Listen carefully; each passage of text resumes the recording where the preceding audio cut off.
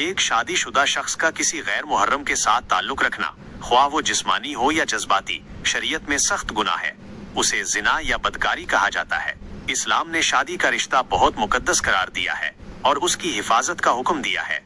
कुरान और हदीस की रोशनी में इस तरह के ताल्लुकात के लिए कुछ अहम अहकाम और उसूल हैं। जिना की मुमानियत। कुरान मजीद में अल्लाह तालीज़ फरमाता है, और जिना के करीब भी मत जाओ, बेशक वो बहुत बुरी बेहयाई और बहुत बुरा रास्ता है। सूरतुल इसरा आयत 32।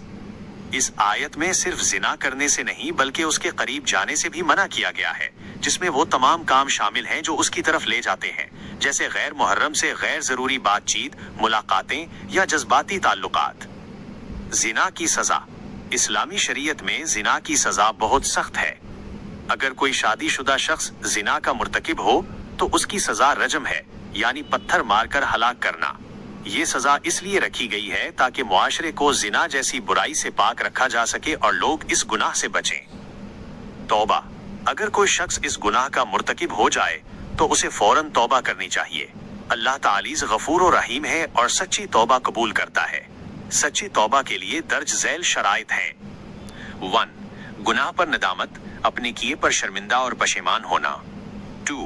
गुनाह को तर्क करना, फौरन उस गुनाह को छोड़ देना और गैर मुहर्रम से तमाम ताल्लुकात खत्म कर देना। 3.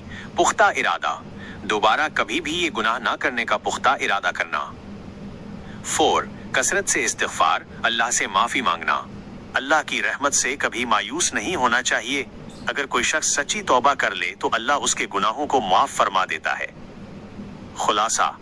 खुलासा ये कि शादीशुदा शख्स का किसी गैर मुहर्रम के साथ ताल्लुक रखना शरीयत में एक बहुत बड़ा गुनाह है, जिसकी सख्त सजा मुकर्रर है।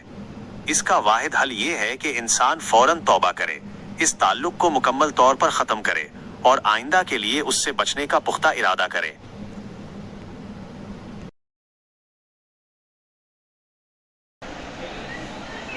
तो ये था आज का वीडियो के विषय पर। मुझे उम्मीद है कि आपको ये जानकारी अच्छी लगी होगी और ये आपके काम आएगी। अगर आपको ये वीडियो पसंद आया तो लाइक करना न भूलें, इसे अपने दोस्तों के साथ शेयर करें और अगर आप चैनल पर नए हैं तो सब्सक्राइब जरूर करें ताकि आप ऐसे और वीडियो मिस न करें। आपकी राय मेरे लिए बहुत महत्वपूर्ण है, इसलिए कमेंट करके बताएं कि आपको ये वीडियो कैसा लगा और आप आगे कौन से विषय पर वीडियो देखना चाहेंगे। मैं आपसे मिलूंगा अगले वीडियो में, तब तक अपना ध्यान रखें और सीखते रहें।